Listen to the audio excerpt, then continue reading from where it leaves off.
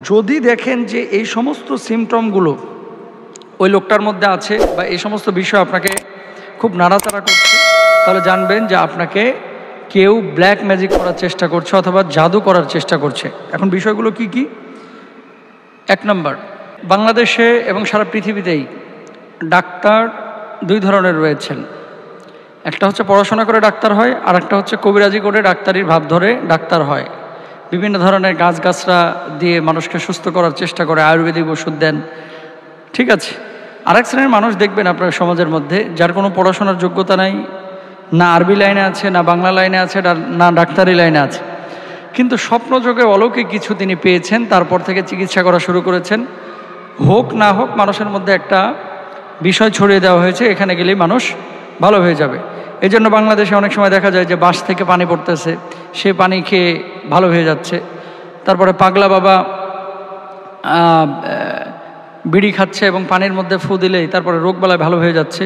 ছোট বাচ্চা, তার লজ্জা স্থান অনেক সময় এমনটা হয় যে সেখানে অলৌকিকভাবে কিছু একটা ঘটে যাচ্ছে, নাউজুবিল্লাহ মিন যালিক। এখন কথা হচ্ছে, আপনি আল্লাহ রাসূল সাল্লাল্লাহু আলাইহি ওয়াসাল্লাম বলছেন কি, খেয়াল করেন যে প্রত্যেকটি রোগের জন্য আল্লাহ সুবহানাহু ওয়া তাআলা ওষুধ রেখেছেন, কোনো সন্দেহ নেই, কিন্তু গবেষণা করে সেটা খুঁজে বের করে নিতে হবে। এবং কোরআনুল কারীমের মধ্যে আল্লাহ সুবহানাহু ওয়া তাআলা বলেছেন, মুনাজ্জিলু মিনাল কুরআনি মা হুয়া শিফা, কোরআনের মধ্যেই কিন্তু শিফা রয়েছে। কিছু লোক রয়েছে, ডাক্তার রয়েছে, ডাক্তার বলতে এমবিবিএস ডাক্তারের কথা বলছি না, যারা ব্ল্যাক ম্যাজিক করে থাকে এবং মানুষকে, আপনি যাচ্ছেন একটা রোগ নিয়ে, ওই মানুষটা আপনার রোগ তো দূর করা দূরের কথা, আপনার উপরে এমন কিছু খারাপ বিষয় চাপিয়ে দিচ্ছে যার কারণে আপনি আরও বেশি ক্ষতির সম্মুখীন হচ্ছেন। খেয়াল রাখবেন, শুধু ডাক্তার না, আশপাশের সাধারণ মানুষও হতে পারে, অথবা আশপাশের কোনো মানুষও হতে পারে, আপনার কাছের মানুষটাও হতে পারে। যদি দেখেন যে এই সমস্ত সিমটমগুলো ওই লোকটার মধ্যে আছে বা এই সমস্ত বিষয় আপনাকে খুব নাড়াচাড়া করছে, তাহলে জানবেন যে আপনাকে কেউ ব্ল্যাক ম্যাজিক করার চেষ্টা করছে অথবা জাদু করার চেষ্টা করছে। এখন বিষয়গুলো কি কি? এক নম্বর, দেখেন, যখন আপনি কোনো স্বীকৃত ডাক্তারের কাছে যাচ্ছেন, আপনার নাম জিজ্ঞেস করতেই পারে, আপনার পেশা জিজ্ঞেস করতেই পারে, আপনার রোগের ব্যাপারে জিজ্ঞেস করতে পারে, না হলে তিনি চিকিৎসা করতে পারবেন না। যারা ব্ল্যাক ম্যাজিক করে এরা বারবার দেখবেন রোগীর নাম এবং মায়ের নাম জিজ্ঞেস করে। রোগীর নাম, মায়ের নাম যদি জিজ্ঞেস করে, প্রথমত শুধু এটা জিজ্ঞেস করলেই মনে করবেন না যে আপনার কে সে ব্ল্যাক ম্যাজিক করছে বা আপনার উপরে খারাপ কিছু সে করার চেষ্টা করছে, আরও কিছু চিহ্ন সিমটম রয়েছে। দ্বিতীয়ত, রোগীর কোনো চিহ্ন গ্রহণ করা, যেমন আপনার মাথা ব্যথা করছে, উনি মাথা ব্যথার মেডিসিন দেবে অথবা কোনো গাছগাছরা দেবে অথবা কোনো মলম দেবে, যেগুলো ব্যবহার করলে আপনার মাথা ব্যথা ভালো হবে। কিন্তু কি হয়, রোগ হয়েছে একটা, অমনি ওই কবিরাজ চাইলো কি যে আপনার কাপড়ের একটা টুকরা দিয়ে যান অথবা একটা টুপি দিয়ে যান অথবা রুমাল একটা দিয়ে যান। যদি এরকম কিছু হয় তাহলে সেসব ক্ষেত্রে বি কেয়ারফুল, সতর্কতা অবলম্বন করবেন, অনেক সময় আপনার ক্ষতি হতে পারে। 3 নাম্বার, জবেহ করার জন্য কোনো নির্দিষ্ট জীবজন্তু চাওয়া এবং তা আল্লাহর নামে জবাই না করা, কখনো তার রক্ত ব্যথার স্থানে মাখানো বা বিরান ঘর বা জায়গায় তা নিক্ষেপ করা, এরকমটা যদি কেউ ঘটানোর চেষ্টা করে বা আপনার কাছে কামনা করে, তাহলে আপনি বলবেন যে আপনার কাছে আমি চিকিৎসা নিতে পারবো না, সরি, আমি দুঃখিত। এ সমস্ত ক্ষেত্রে যদি কেউ এরকম প্রপোজ করে আপনাকে, জানবেন যে উপকারের চাইতে সে ক্ষতি করবে অথবা আপনাকে জাদু করার চেষ্টা করছে। 4 নাম্বার, রহস্যময় মায়াজাল বা মন্ত্র লেখা, এমন কিছু সে লিখলো সাংকেতিক, যেগুলো সে ছাড়া আর কেউ জানে না, না কোরআনের মধ্যে আছে না হাদিসের মধ্যে আছে, অর্থাৎ কুফরি কালাম টাইপের কিছু একটা হতে পারে। এরকম যদি হয় যেটা আপনি জানেন না, হ্যাঁ আপনার রাইট আছে, কোনো ডাক্তার যদি প্রেসক্রিপশন লেখে, ওষুধ কোনটা লিখেছে জানা যেমন আপনার অধিকার, কোনো কবিরাজ যদি কোনো কিছু লেখে তাহলে আপনার এটাও জানা অধিকার যে আপনি এটা লিখলেন কি কোরআন থেকে, হাদিস থেকে, না কি। কারণ কোরআন হাদিসের বাইরে কোনো কিছু তন্ত্র মন্ত্র যেগুলো নিজেদের বানানো অথবা কুফরি কালাম করা, এগুলো হারাম, আপনি গ্রহণ করবেন না। তাহলে আপনার রহস্যময় মায়াজাল বা মন্ত্র এরকম যদি কিছু লেখে যেগুলো কোরআন হাদিসের মধ্যে নেই, তাহলে আপনি জেনে নেবেন যে লোকটি আপনার ওপরে হয়তোবা কোনো কিছু আসর করতে যাচ্ছে বা আপনাকে জাদু করতে যাচ্ছে। 5 নাম্বার, অস্পষ্ট তন্ত্র মন্ত্র ও মায়াজাল পাঠ করা। এমন কিছু সে পাঠ করছে যেগুলো কোরআনে নাই, হাদিসের মধ্যে নেই, যেগুলো বিজ্ঞান সাপোর্ট করে না, যেগুলো চিকিৎসা বিজ্ঞান সাপোর্ট করে না, যেগুলো ডাক্তাররা সাপোর্ট করে না, অথচ এমন কিছু ভাব নিচ্ছে যে যেন আকাশ থেকে এই সমস্ত মন্ত্রগুলো উনি নিজ হাতে নামায় নিয়ে আসছেন আল্লাহ সুবহানাহু ওয়া তাআলার পক্ষ থেকে। নাউযুবিল্লাহি মিন যালিক।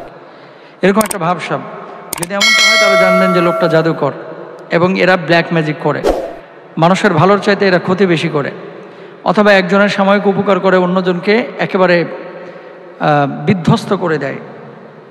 6 নম্বর, রোগীকে চতুর্ভুজ নকশা বানিয়ে দেওয়া যাতে থাকে অক্ষর বা নম্বর। এমন কিছু নকশা দেয় যে নকশাগুলো আসলে কোরআন হাদিস থেকে সে নেয়, অথবা এই ধরনের নকশার ব্যাপারে হাদিসের মধ্যে কোনো কিছু বলা হয় নাই, রাসূল সাল্লাল্লাহু আলাইহি ওয়াসাল্লাম বলেন নাই, আল্লাহ সুবহানাহু ওয়া তাআলা বলেন নাই। সাংকেতিক অনেক কিছু ব্যবহার করে।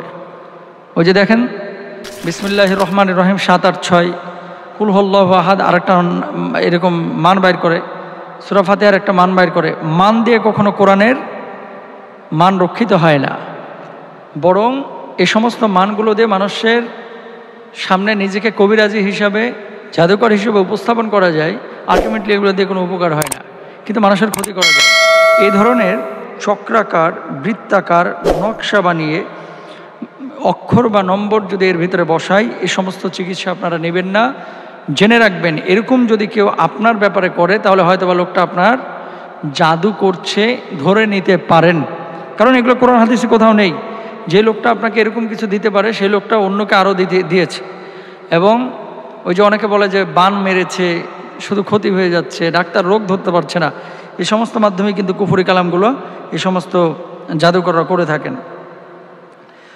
তারপরে 7 নম্বরে, রোগীকে এক নির্ধারিত সময় এক কক্ষে, যাতে আলো প্রবেশ করে না, লোকদের অন্তরালে থাকার নির্দেশ দেওয়া। রোগীকে বলল যে আপনি এই বিকেলের এই সময়টায় সূর্য অস্তমিত হওয়ার 1 ঘন্টা আগে থেকে আপনি এখানে দরজা লাগিয়ে বসে থাকবেন, তাহলে আপনার রোগ ভালো হয়ে যাবে। দেখেন এটা বিজ্ঞান সাপোর্ট করবে না, কোরআন হাদিসে তো নাই, তাহলে আপনি কি হিসেবে বললেন? ডাল মে কুছ কালা হ্যায়। এবং বর্তমান সময়ে কিন্তু আরেকটা প্রবলেম দেখা যাচ্ছে, অনেক এরকম ফকির ফাকরা যারা নিজেদেরকে বড় কবিরাজ হিসাবে উপস্থাপন করেন। এই যে গত কয়েকদিন আগে কিন্তু ময়মনসিংহে একটা ঘটনা ঘটেছে, হ্যাঁ, সম্ভবত ওনার নাম হচ্ছে খেতাশা বাবা। খেতাশা বাবাকে নিজ ঘরে আশ্রয় দিয়েছে, খেতাশা বাবা ওই তার ভক্তের বউ নিয়ে ভাইগে গেছে। এই ঘটনা কিন্তু ময়মনসিংহে কিছুদিন আগে ঘটেছে। সুতরাং এই সমস্ত বাবা সাবা, খেতাশা, বালিশা, কম্বলশা, তারপরে মনে করেন ল্যাপসা, হ্যাঁ, যাই হোক না কেন, এসব শাশু বাবাদেরকে বাড়িতে আশ্রয় দিবেন না, কারণ অনেক সময় কিন্তু দুর্ঘটনা ঘটে। তো যেটি বলছিলাম, রোগীকে এক নির্ধারিত সময় এক কক্ষে এভাবে লোকদের অন্তরালে রাখা, এটা আল্লাহ রাসূল সাল্লাল্লাহু আলাইহি ওয়াসাল্লামের সুন্নাহ মোতাবেক কোনো বিষয় না, চিকিৎসা পদ্ধতি এরকম না। তাহলে এরকম যদি হয় তাহলে জানবেন যে লোকটি মানে ব্ল্যাক ম্যাজিক করতে পারে বা সে জাদুকর, মানুষের ক্ষতি করতে পারে। তারপরে রোগীকে এক নির্ধারিত সময় পর্যন্ত, সাধারণত 40 দিন হয়ে থাকে, পানি স্পর্শ করতে নিষেধ করা। এই লক্ষণ দ্বারা বোঝা যাবে সে জাদুকর, সে জিন ব্যবহার করে, সে অন্য ধর্মের, সে মুসলিম না। 9 নম্বর, রোগীকে কোনো জিনিস পুঁতে রাখতে দেওয়া।